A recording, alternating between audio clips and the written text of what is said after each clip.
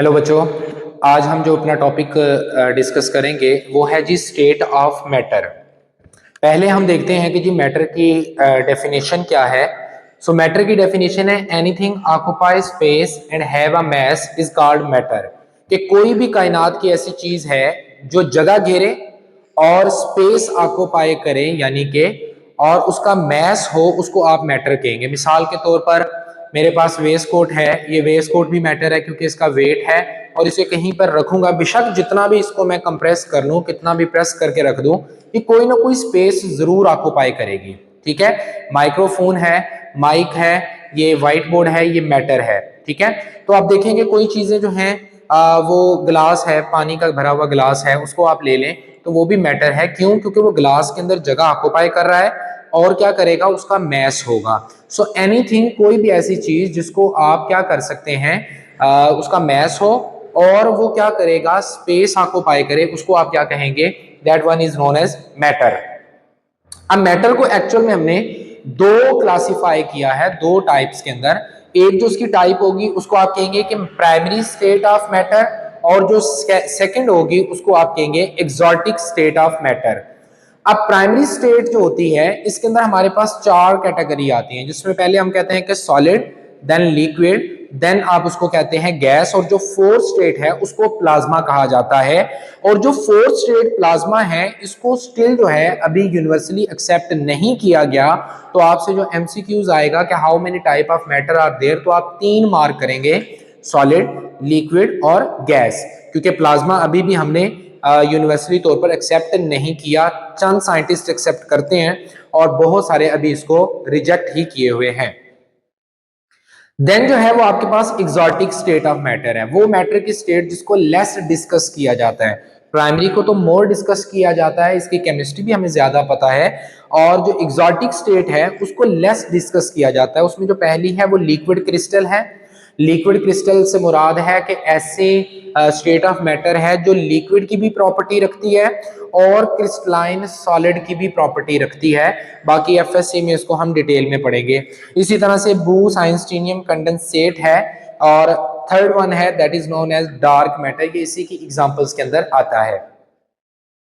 अच्छा, अब solid, liquid और गैस में जो लिक्विड स्टेट है, ये दुनिया में अगर देखा जाए सॉलिड, लिक्विड और गैस है, उसमें जो लिक्विड स्टेट है वो सबसे कम पाई जाती है। गैस भी बहुत ज्यादा मिकदार में है, सॉलिड जो मैटर है वो भी बहुत ज्यादा मिकदार में है, लेकिन लिक्विड बहुत कम मिकदार में पाया जाता है। सो यहीं से इंपॉर्टेंट शॉर्ट क्वेश्चन है कि लिक्विड जो है वो कम स्टेट में क्यों पाया जाता है, इसकी मिकदार दूसरों के मुकाबले में कम क्यों होती है। अब मैं इसकी मिसाल यूं दूंगा कि जी एक गिलास पानी ले लें, पानी को अगर आप ठंडा करेंगे 0 डिग्री सेंटीग्रेड पे, 0 डिग्री पे जब आप उसको लेकर जाएंगे तो वो सॉलिड हो जाएगा। 0 से 1 डिग्री के दरमियान वो कहीं ना कहीं लिक्विड रहेगा। अब 25 या 10 डिग्री या 15 डिग्री, यहां पर भी तो इवेपोरेशन हो रही है, तो आहिस्ता आहिस्ता उसके वेपर बनना शुरू हो जाएंगे। यानी कि लिक्विड स्टेट पे रहने के लिए उसको एक बहुत ही शॉर्ट टेम्परेचर चाहिए। वो 0 डिग्री सेंटीग्रेड से लेकर 20 है, 10 है, 5 है, वट एवर जितना भी है, उस टेम्परेचर से नीचे अगर आप जाएंगे तो वो सॉलिड में तब्दील हो जाएगा। अगर उस टेम्परेचर से ऊपर जाएंगे तो वो किस में तब्दील हो जाएगा, गैस में तब्दील हो जाएगा। इसलिए किसी भी चीज की जो लिक्विड स्टेट है वो बहुत कम मिकदार के अंदर पाई जाती है। हमारी जो यूनिवर्स है, यूनिवर्स की अगर हम बात करें तो ये दो चीजों से मिलकर बनी हुई है, एक उसमें एनर्जी है और जो दूसरी है उसके अंदर वो मैटर पाया जाता है। तो इसी को मैंने नीचे लिख दिया है, liquid state which is the least abundant, बहुत कम मिकदार में पाई जाती है, because it exist between a small range of a temperature, कि ये बहुत ही कम टेम्परेचर के दरमियान पाई जाएगी। क्लियर हो गया। नेक्स्ट है universe is made from the energy and matter. जो आपकी जो यूनिवर्स है उसमें दो चीजें पाई जाती हैं, एक उसमें एनर्जी और एक उसके अंदर पाया जाता है मैटर, और मैटर में भी सबसे ज्यादा डार्क मैटर पाया जाता है। क्लियर। नेक्स्ट मैंने जो है वो सारा वो जो पैराग्राफ लिखा हुआ है उसको डिफरेंस बना के लिख दिया है कि जी एक हमारे पास सॉलिड है, लिक्विड है और गैस, इन तमाम के दरमियान डिफरेंस किस तरह से किया जाता है, और मैंने डायग्रामेटिकली भी शो किया हुआ है। सॉलिड के अंदर देखिए जो रेड है वो मेरे एटम है, मतलब किसी सॉलिड के एटम मौजूद है। एटम के दरमियान में हमने स्पेस नहीं रखी डायग्राम में, यानी कि सॉलिड के अंदर जो पार्टिकल होंगे वो बहुत ज्यादा एक दूसरे के क्लोज होंगे, यानी कि जुड़ के रखे रहेंगे, उनको फर्दर आप ना प्रेस कर सकते हो यानी कि वो बहुत ज्यादा स्ट्रांगली टाइटली पैक हैं, जो टर्म इस्तेमाल करते हैं वो टाइटली पैक होते हैं। लिक्विड में देखिए मैंने पार्टिकल के दरमियान थोड़ी बहुत जो है वो स्पेस रखी है, यानी कि सॉलिड में बिल्कुल जुड़ के रहेंगे, लिक्विड में वो पार्टिकल थोड़ा थोड़ा एक दूसरे से दूर होंगे, और गैस में तो बहुत ज्यादा दूर हो जाते हैं। कहा जाता है कि अगर एक पार्टिकल का डायामीटर जितना भी है, फॉर एग्जांपल एक्स डायामीटर है, उसकी जो मोटाई है वो एक्स है, तो उसी तरह का दूसरा पार्टिकल वो तकरीबन 300x यानी कि 300 गुना फासले पर मौजूद होगा। इतनी ज्यादा स्पेस दोनों के दरमियान में मौजूद हुआ करेगी।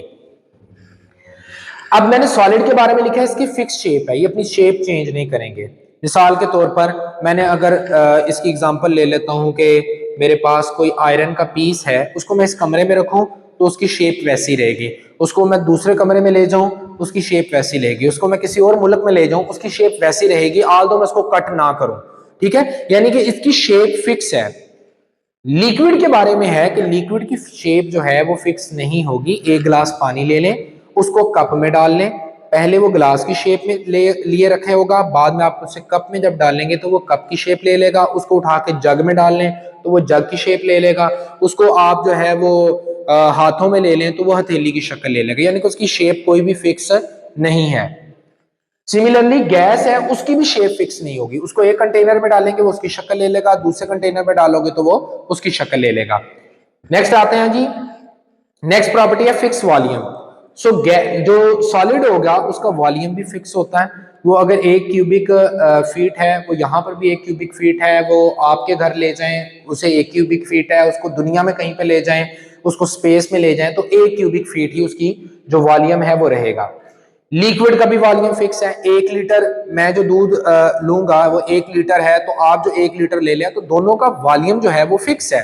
ठीक है, लेकिन गैस के अंदर ऐसा नहीं होगा। इसकी मिसाल मैं यूं दूंगा कि परफ्यूम की बोतल आपके पास होती है, कितना उसमें परफ्यूम होता है, जो हम स्प्रे करते हैं वो बिल्कुल थोड़ा सा तो होता है, लेकिन वो जो थोड़ा सा परफ्यूम आप लगाते हैं उसकी जो फ्रेग्रेंस होती है वो पूरे के पूरी जो है वो कमरे के अंदर फैल जाती है। क्यों? क्योंकि बेटे उसका वॉल्यूम फिक्स नहीं है। वो गैस है, उसने क्या करना है कि कमरे में है तो कमरे की शक्ल ले लेगी, अगर आप हॉल में बैठे हुए हैं तो वो हॉल में उसकी फ्रेग्रेंस आना शुरू हो जाएगी, उसका वॉल्यूम फिक्स नहीं होता। फिर ये पहले वाला पॉइंट है कि solid particle are the tightly packed, they are closely packed, closely होते हैं लेकिन टाइटली नहीं होते। They are particles are large away from each other, तो इसके अंदर आप ऐड कर सकते हैं कि 300 time away from each other. अब चूंकि इसकी नेक्स्ट प्रॉपर्टी है डेंसिटी, तो डेंसिटी का हमें फार्मूला छोटी क्लासेस में पढ़ा हुआ है कि density is equal to mass over volume. अब ये टाइटली पैक है तो इसका वॉल्यूम बहुत कम होगा, इसका वॉल्यूम उससे ज्यादा होगा, और इसका वॉल्यूम जो होगा वो सबसे ज्यादा होगा। अगर आप फार्मूले को देखें तो डिनोमिनेटर के अंदर जो है वो आपके पास क्या मौजूद है, वॉल्यूम। अगर वो बढ़ता जाएगा तो डेंसिटी ऑटोमेटिकली क्या होती जाएगी, कम होती जाएगी। तो सॉलिड के केस में इसकी डेंसिटी वॉल्यूम बहुत थोड़ा होगा, मास ज्यादा होगा, तो डेंसिटी सबसे ज्यादा, लिक्विड की डेंसिटी उससे कम, और सबसे कम जो है वो किसकी डेंसिटी होगी, गैस की। ठीक है, और टेम्परेचर पे भी ये बाद में डिपेंड करती होती है। तो अगर एमसीक्यूज पूछ लिया जाए कि जनरली किसकी डेंसिटी जो है वो ज्यादा है, तो आप कहेंगे सॉलिड की, और किसकी कम है तो आप कहेंगे कि वो गैस की डेंसिटी सबसे कम हुआ करेगी। मैंने आपको पहले बताया कि सॉलिड के पार्टिकल जो होते हैं वो इंतहाई टाइटली पैक होते हैं, तो इसका मतलब है कि ये कभी भी कंप्रेस नहीं किया जा सकता। जो लिक्विड के सिमिलरली पार्टिकल हैं वो भी टाइटली तो क्लोजली पैक हैं, उनको भी कंप्रेस नहीं किया जा सकता, लेकिन वो कंप्रेस होते हैं, लेकिन इतने कम कंप्रेस होते हैं कि हम कहते हैं कि ये ना ही होने के बराबर है। जैसे किसी शख्स को आप काम कह देना तो वो काम इतना बुरा आपको करके देगा तो आप कहते हैं यार तू रहने दे मैं आप ही कर लांगा। ठीक है, यानी कि उसका काम किया ना किया एक बराबर ही होता है। सिमिलरली इसको कंप्रेस करना या ना करना एक ही बराबर है, क्योंकि इसमें इतना इफेक्ट नहीं आप ऑब्जर्व करते। सो गैस के मॉलिक्यूल आर हाईली कंप्रेसिबल, तो गैस के मॉलिक्यूल जो होते हैं वो बहुत ज्यादा कंप्रेस किए जा सकते हैं। इनके जो पार्टिकल हैं वो चूंकि बहुत ज्यादा क्लोज होते हैं, वो सिर्फ अपनी जगह पर वाइब्रेट करेंगे, यानी कि अगर आप उसको पार्टिकल्स को देखेंगे तो उनकी वाइब्रेशन टेम्परेचर बढ़ाने या कम करने, वो सिर्फ अपनी जगह पर टू एंड फ्रो मोशन करेंगे, सिर्फ वाइब्रेट करेंगे। लेकिन अगर आप इसकी बात करेंगे लिक्विड की, तो लिक्विड के पार्टिकल थोड़ा सा एक दूसरे के ऊपर स्लिप ओवर कर जाते हैं, मतलब एक दूसरे के ऊपर पार्टिकल ऐसे जो है वो मूव करेंगे। गैस के केस के अंदर देखा जाएगा तो गैस के मॉलिक्यूल जो है वो रैंडम मोशन शो करता है। रैंडम मोशन से मुराद है अभी पार्टिकल यहाँ है, अगले लम्हे यहां भी आ सकता है, यहां भी जा सकता है और यहां भी जा सकता है। प्रोबेबिलिटी है कहीं पर भी वो मूव कर सकता है, क्योंकि वो पार्टिकल इंडिपेंडेंट मूव करता है, वो पार्टिकल जो है वो फ्रीली मूव करता है। ठीक है, सो इसके पार्टिकल फ्रीली मूव करते हैं, इसके स्लाइटली मूव करते हैं और इसके अंदर वाइब्रेशन होती है।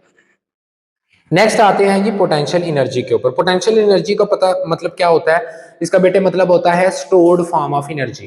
ठीक है, कि जो एनर्जी को स्टोर किया हुआ है। सॉलिड के अंदर पोटेंशियल एनर्जी सबसे ज्यादा होती है। ठीक है, उसके मॉलिक्यूल जो है वो पर यूनिट एरिया जो है उसके एटम ज्यादा होते हैं, इसलिए उसकी पोटेंशियल एनर्जी ज्यादा। इसके पर यूनिट एरिया में एटम जो होंगे वो क्या होंगे, कम होंगे, इसकी पोटेंशियल एनर्जी मॉडरेट, और इसके सबसे कम होंगे तो इसकी पोटेंशियल एनर्जी सबसे लोएस्ट होती है। ये भी इंपॉर्टेंट एमसीक्यूज है। और नेक्स्ट है हमारे पास काइनेटिक एनर्जी। अब काइनेटिक एनर्जी की भी आपने डेफिनेशन पहले साइंस में पढ़ रखी है, एनर्जी ड्यू टू मोशन। ठीक है, अब मोशन से मुराद है कि पार्टिकल के मूव करेगा, जो जितना ज्यादा मूव करेगा उतनी ज्यादा उसकी क्या होगी, काइनेटिक एनर्जी होगी। अगर मैं इसकी बात करूं गैस की तो इसकी सबसे ज्यादा होगी। अगर मैं सॉलिड की बात करूं इसके तो मॉलिक्यूल सिर्फ वाइब्रेट करते हैं, मूव तो नहीं करते, तो इसकी सबसे लोएस्ट काइनेटिक एनर्जी है। और जो लिक्विड है उसकी काइनेटिक एनर्जी जो होगी वो मॉडरेट होगी। तो इस तरह से आप लोग भी इसका टेबल बना लें और टेबल में पॉइंट्स की शक्ल में लिख लें। अब चूंकि हमारा सिलेबस चेंज हो चुका है और जितने भी पंजाब के बोर्ड हैं वो एसएलओ बेस्ड क्वेश्चन को फोकस कर रहे हैं, जैसे कि F22 करता है, तो आप लोगों ने जितने भी पॉइंट्स हैं आप सेल्फ राइटिंग में लिखेंगे तो नंबर अच्छे आएंगे। ठीक है, लेकिन अगर आप पहले ही की तरह क्रैमिंग करेंगे और क्रैमिंग करके लिखेंगे तो नंबर आने के चांसेस बहुत ज्यादा कम हो जाएंगे। इनको इसी तरह से पॉइंट्स में लिखें, इनको प्रिपेयर करें और नेक्स्ट वीडियो के लिए जो है उस चैनल को सब्सक्राइब करें। Thank you so much, Allah Hafiz.